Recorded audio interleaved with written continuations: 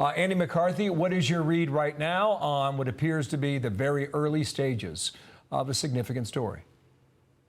Well, I don't think they're in control of it. He's obviously had a number of different locations that he's been at in the interim between the time he was Obama's vice president and his own presidency, where he was writing a memoir and clearly had documents, and I don't think they've corralled it yet.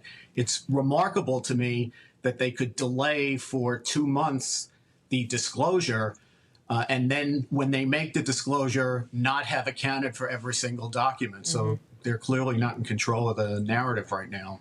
What do you think about the Attorney General, Merrick Garland, about to make a statement at 1:15 today? They haven't told us the subject, but we could maybe imagine. Yeah, well, as Jonathan Turley will tell you, I'm sure, because he's written trenchantly about this, it better be about a special counsel, because it doesn't make any sense if they have one for Trump and they don't have one for this. Andy McCarthy, stand by, because Jonathan Turley is on the phone. And Professor, welcome to our coverage. You wrote a piece yesterday that, at least in the first reporting at the Penn Biden Center, that these documents had been moved at least twice. That was a major point you made yesterday, but the news has all changed 24 hours later. Yeah. Where are we now? Well, we're not in a good place when it comes to the White House. What this means is that these documents had to be repeatedly moved and distributed. What we know is that the Penn Biden Center office didn't even open in Washington until at least a year after he left office, which means these documents likely were removed when he left office. So they had to have gone from one place to another. Now we have these documents held in a garage. And, the problem is they gave the president a written statement, and then he decided to preface that statement with a uniquely ill-advised statement, saying that, this was, after all, a locked garage where I keep my Corvette. That's going to really resonate with a lot of people. The Corvette standard doesn't actually appear in the Federal Register, although Corvette did have a slogan for many years that it's like a car, only better, but we don't apply that to classified documents. So he's really not in a good place here because he's refusing to answer very basic questions. He's repeating his reaction to the discovery rather than addressing his actions. Presumably, he asked for documents to be removed from the executive branch when he left as vice president. There should be an archival record to that effect.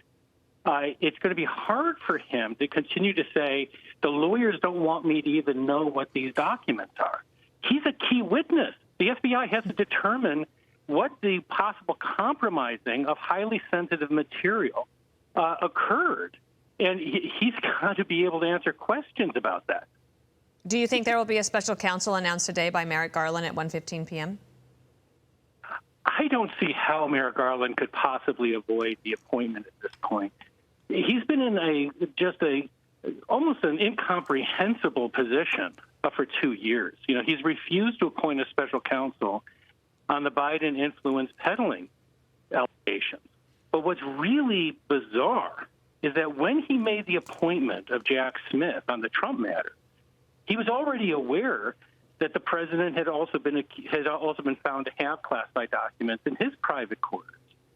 Well, the reason he appointed Jack Smith, one of the key reasons, he said, well, Trump just announced for the presidency.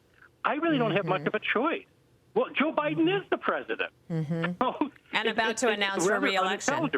Right. And so it doesn't make any sense. And so this is getting to a point of just embarrassment for Merrick Garland, for the Department of Justice. He has to appoint a special counsel. Yeah. Sir, thank you. We will be in contact often. This story certainly has taken a turn today and clearly since yesterday. I'm Steve Ducey. I'm Brian Kilmeade. And I'm Ainsley Earhart. And click here to subscribe to the Fox News YouTube page to catch our hottest interviews and most compelling analysis.